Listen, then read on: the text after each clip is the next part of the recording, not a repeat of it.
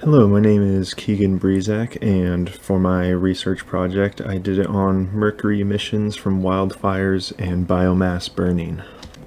So it's widely known and accepted that anthropogenic climate change is causing more extreme weather events, which includes wildfires that are naturally occurring disturbances in vegetation from biomass burning. Wildfires are sparked by natural lightning strikes, but also from human actions. And an impact of these wildfires is that emissions released will travel very far distances in the atmosphere. Wildfires and the climate are closely related on short and long-term timescales. On the short-term timescale, changes in temperature and precipitation will have an effect on fuel aridity or dryness. And on long-term timescales, the climate can have an effect on decomposition rates, vegetation production, and abundance of fuels. And in the western United States, we're experiencing the short-term effects of increased temperatures, extreme droughts, and lack of precipitation, which is causing increased and high-intensity fires. Based off of climate change projections, scientists believe that there will be a 22% increase in global area burned from the years 2000 to 2050. Changes in land use and land cover will also result in a 6% increase of area burned. Changes in land use and cover are direct results of deforestation and continued urbanization of land as humans continue to progress and build more. Currently, Africa accounts for over half of the global area burned yearly, and by 2050 that's set to rise an additional 28%. Within the last few decades, scientists have been looking into emissions from wildfires and specifically the mercury emissions that is released from vegetation and soil from wildfires.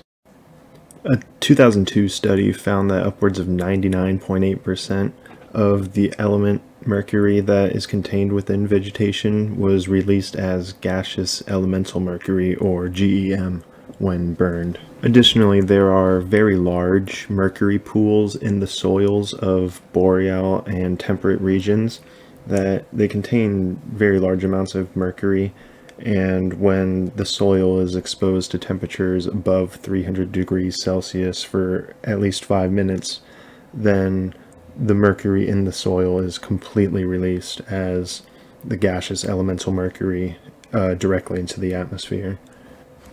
Due to the rise of fires from climate change, the mercury emissions globally are set to increase by 14% by 2050 just from the wildfire emissions.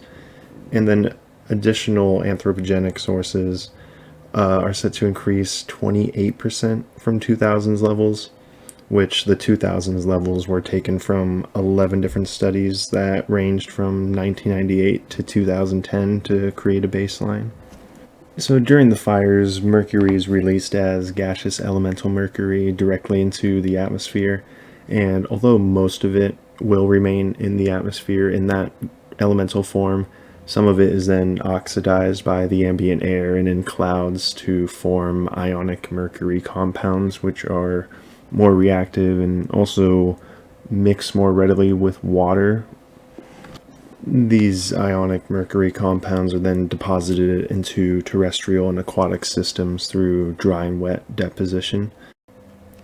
The atmosphere currently holds about 4.4 kilotons of mercury mass, while levels before 1450 AD and human mercury emissions, the natural level should be about 0.8 kilotons. Although anthropogenic sources of mercury emissions are greater than wildfires currently and are also set to grow faster than wildfire emissions, the mercury released during wildfires is quite a bit of an issue, as it's more of a remobilization of emissions due to soils and vegetation being a natural sink for mercury.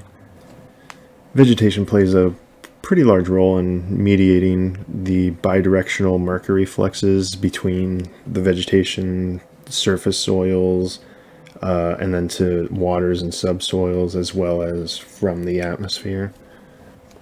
The way that plants are able to intake mercury from the atmosphere is through their bark, leaves, and other surfaces. The mercury is able to assimilate on the surface and they then gets absorbed.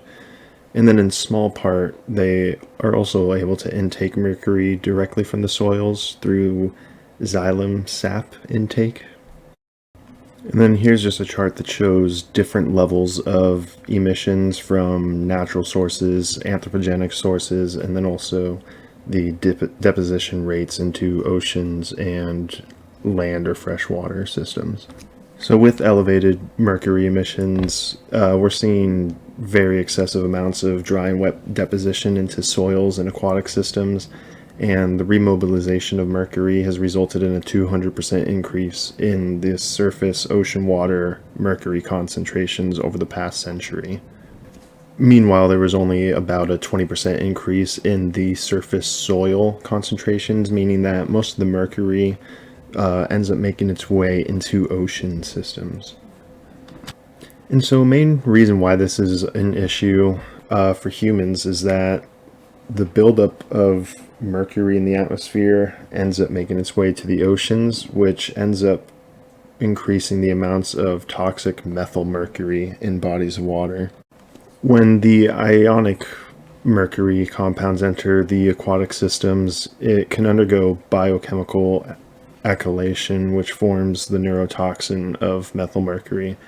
And methylmercury will then make its way through the food chain and can accumulate in the tissues of fish and other predators, which then can become an issue for humans who end up eating fish and can then be exposed to this very toxic neurotoxin.